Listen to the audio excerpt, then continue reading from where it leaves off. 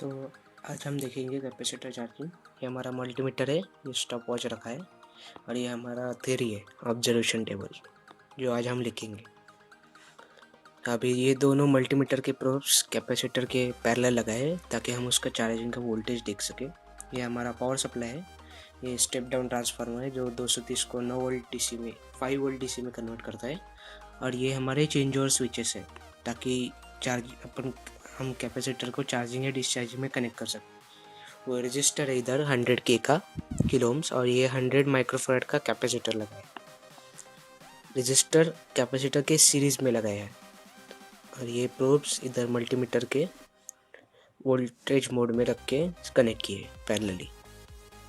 और हमें अभी ये डायग्राम ये हमारा स्टैंडर्ड डायग्राम है, हमें कैसे बनाना है, लेकिन मैंने इधर थोड़ा सा चेंजेस किए उसके, वो हम एक्सप्लेन करेंगे वीडियो के नेक्स्ट पार्ट में। अभी जो इसके बाद दिखाएंगे वो। तो अभी हम चार्जिंग का देखेंगे। स्टार्ट कर दिया मैंने स्टॉप वॉच। ये कैपेसिटर जैसे कि देख सकते हैं चार्ज होना स्टार्ट हो चुका है। अभी इधर मैं वीडियो रिकॉर्ड कर रहा हूँ तो मैं उधर वैल्यूज़ भी लिख लेता हूँ। हमने भी वैसे वैल्यूज़ प्लॉट करके लेने हैं, कौन से टाइम पे कितना वोल्टेज है। तो जैसे हमने टाइम कांस्टेंट निकाला था T/RC से, हमारा आया था 10 सेकेंड्स टाइम था, 10 सेकेंड्स पे 3.1 वोल्ट। और जब हमने प्रैक्टिकली ट्राई किया तो उसके ही क्लोज आया था, 2.9 कुछ था, अभी मुझे एग्जैक्टली नहीं पता, उसमें दिखाया होगा ऐसा आया था। और हमारा 50 सेकेंड्स में लगभग कैपेसिटर फुल चार्ज हो जाता है सप्लाई वोल्टेज तक। अभी इधर थोड़ा सा मतलब सप्लाई में कुछ थोड़ा बहुत चेंजेस रहते हैं, फ्लक्चुएशन रहते हैं या फिर टॉलरेंस रहता है, तो वो चेंज होता रहता है वैल्यू। जैसे हमने बेसिक्स देखा था वैसे हम प्रैक्टिकल में कैसे करते हैं वो देखते हैं। तो ये डायग्राम है, इसके तरह से हमें प्रैक्टिकली कनेक्ट करके लेना है। तो अभी मैं इन दोनों स्विचेस और वो कैसे किया है वो एक्सप्लेन करता हूँ। तो जैसे मैंने बताया था, चार्जिंग करने के बाद सिर्फ चार्जिंग से डिस्चार्जिंग स्विच करने में बहुत मुश्किल होता है, उसी के लिए ये सर्किट मैंने बना के रखा है। इधर हमने दोनों स्विचेस के एक ही टर्मिनल यूज किए, इसलिए इधर नेमिंग में SPST लिखा है, single pole single throw. Reality में ये स्विचेस SPDT है, इसमें डबल पोल्स होते हैं, लेकिन इसका एक हर स्विच का एक पोल हमने निकल के रखा है, यूज़ नहीं कर रहा है। इस मतलब सर्किट के दो स्टेट्स होते हैं, मतलब चार्जिंग स्टेट और डिस्चार्जिंग स्टेट, मतलब स्विच का ऑन स्टेट और स्विच के ऑफ स्टेट, दोनों हमने एक ही कनेक्ट करके रखे ताकि जब हम दोनों ऑन करेंगे तो एक साथ दोनों ऑन होंगे। जब हम प्रेस कर नहीं रखते, मतलब कुछ भी नहीं करते, प्रेस नहीं होता है, ये 1 है और ये 2 है। जब हमने ये दिखा है ना, इधर 1 और 2 लिखा है, ये हमारा सर्किट है ट्रांसफार्मर से। ये इधर से निगेटिव आता है उसका, वो एक पोल के गया है कॉमन के, और इधर से ये पॉजिटिव गया है सर्किट को, इन दोनों के मतलब NC और NO को। तो जैसे कि देखा था, current flows from positive of supply, ये जो सप्लाई है इसका ये जो नीचे वाला ब्लैक है ये पॉजिटिव सप्लाई, ये कॉमन टर्मिनल को गया है। और इस एक स्विच का NC यूज कर रहे हैं और एक स्विच का NO यूज कर रहे हैं। तो ये जो है ये NO टर्मिनल है, नॉर्मली ये NC टर्मिनल है, नॉर्मली क्लोज्ड। तो हम ये एक सप्लाई को दे रहे हैं कॉमन वाला, और दूसरा वो डायरेक्ट सर्किट को पॉजिटिव। ये ऐसा स्विच है, मैंने दिखाया है। ये दोनों स्विचेस है वैसे ही सेम है, मैंने डेमोन्स्ट्रेशन के लिए निकाल के रखा था। तो इसको हम माइक्रो स्विच बोलते हैं, या फिर मतलब एक ही नाम है इसका, फ्लोट स्विच भी बोल सकते हैं, क्योंकि फ्लोट के अंदर यही स्विच होता है। तो इसका 3 टर्मिनल होता है, ये कॉमन COM कॉमन टर्मिनल, ये NO मतलब हमारा नॉर्मली ओपन, और ये NC मतलब नॉर्मली क्लोज। मतलब जब स्विच को हम प्रेस नहीं रखते तो ये कॉन्टैक्ट और कॉमन कॉन्टैक्ट शॉर्ट होते हैं। अभी जैसे हमने प्रेस कर दिया, प्रेस करके निकाला तो वो NO था, वो क्लोज हो गया था, ये प्रेस किया, ये क्लोज हो गया। ये जो लाइन दिखाई है ना, ये नॉर्मली क्लोज्ड, जब प्रेस नहीं करते तो वो इधर से कॉन्टेक्ट कनेक्टेड रहता है, और जब हमने प्रेस कर दिया तो वो एनओ को कॉन्टेक्ट हो जाता है। ये ऐसे, ये चेंज ओवर कॉन्टेक्ट होते हैं। जब हम प्रेस करेंगे तो वो लाइन स्विच हो जाएगी, नीचे स्विच होगी। Press switch, press switch, press switch, ऐसे होते हैं स्विचेस एनओ एनसी। सेम यही दोनों स्विच हमने इधर लगा दिए डायग्राम के अकॉर्डिंगली। तो अभी इसका थ्योरी पार्ट देखेंगे। व्हेन मतलब ये स्विच अनप्रेस स्टेट में रहता है, current flows through positive supply to common terminal of SPST1। ये जो 1 स्विच है ना, इसका कॉमन से NC टर्मिनल तक, कॉमन टर्मिनल तक आ गया। उसके बाद रजिस्टर को जाता है और चार्जेस द कैपेसिटर। ये इधर आया, और ये जो 5 है ना पॉइंट्स है ना, ये 5 ही शॉर्ट होते हैं एक साथ इंटरनली। तो इधर से आया और उधर से NC को कनेक्टेड है, तो उधर से कंटिन्यू हो गया सप्लाई। और ये जो कॉपर के तार है इधर आ गया, और ये जो 5 है, ये मतलब दिखा रहे हैं, ये 5 शॉर्ट होते। तो इधर से इधर जाएगा रजिस्टर के एक एंड में, और रजिस्टर के थ्रू कैपेसिटर के पॉजिटिव को, और इधर पॉजिटिव में एक हमने वायर और लगाई है, ये मल्टीमीटर के प्रोब को जा रही है इधर।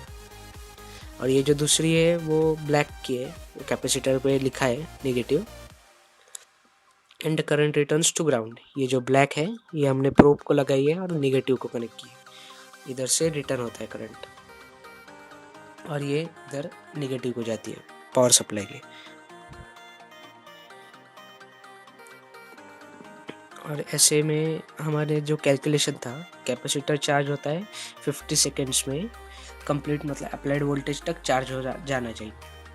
रियलिटी में उतना फास्ट मतलब पूरा नहीं होता है, थोड़ा फास्ट मतलब थोड़े बहुत वैल्यू चेंजेस होते हैं।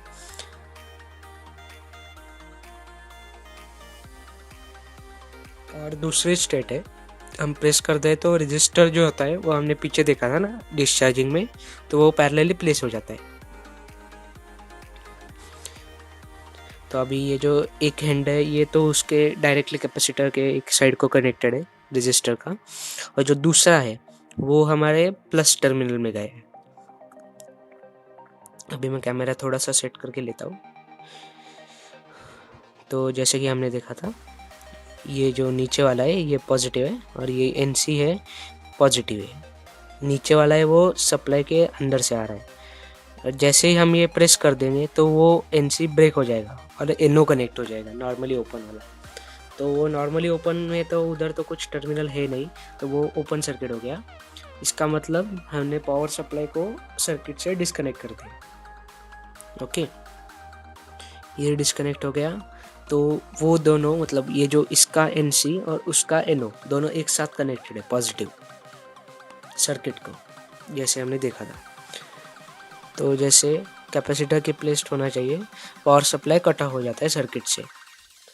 उसके बाद जब हम SPST1 प्रेस करते हैं वो डिस्कनेक्ट कर देता है पावर सप्लाई।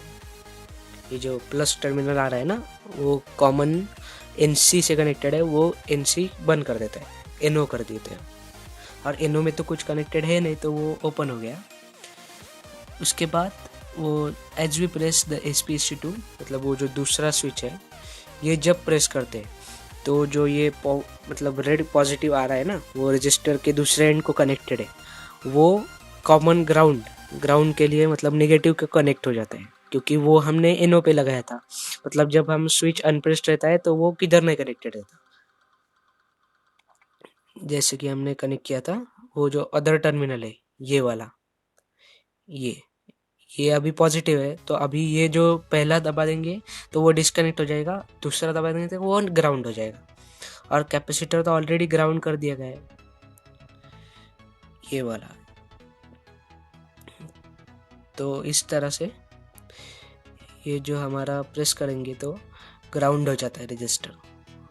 ये हमारा नेगेटिव कनेक्ट हो गया इधर से यहाँ तक, वो दूसरे स्विच की मदद से, ये हमने देखा था। तो अभी हम देखे था वो जो NO है इधर हमने नेगेटिव लगा के रखा है। ये जो कॉम टर्मिनल है उस पे नेगेटिव है, और ये जो इनो है वो हमने रजिस्टर के फर्स्ट स्टैंड पे लगाया है पॉजिटिव देने। लेकिन हमने पावर सप्लाई को कट कर दिया है तो टेंशन की कोई बात नहीं, वो शॉर्ट नहीं होगा, क्योंकि वो पावर सप्लाई तो हमारा ओपन सर्किट हो गया है, क्योंकि उसका और इस सर्किट का सप्लाई मतलब कनेक्शन बंद हो गया है। तो वही स्टेट में अभी मैं प्रेस कर देता हूँ, मतलब प्रेस कर दिया तो वो एनओ को कनेक्ट हो जाएगा एनसी से निकल के।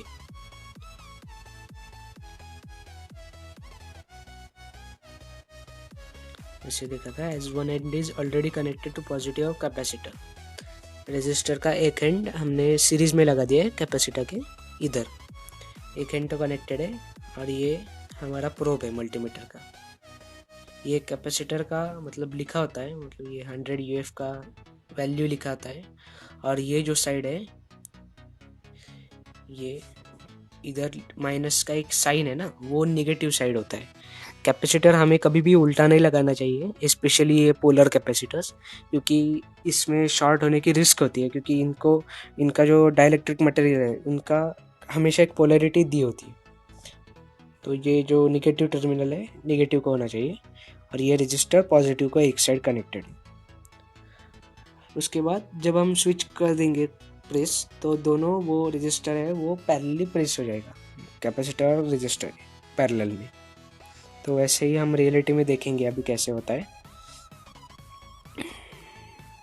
तो ये हमारा स्विच है, इसका जो ये है कॉपर कटर में ये कॉमन वायर ग्राउंड कर दिया हमने, और ये जो उसका एनओ टर्मिनल है और इसका एनसी, स्विच 1 का एनसी स्विच 2 का एनओ, वो दोनों एक साथ पॉजिटिव को कनेक्ट कर दिए सर्किट के। सप्लाई के पॉजिटिव हमने एक साइड के कॉम में लगा दिए कॉमन में।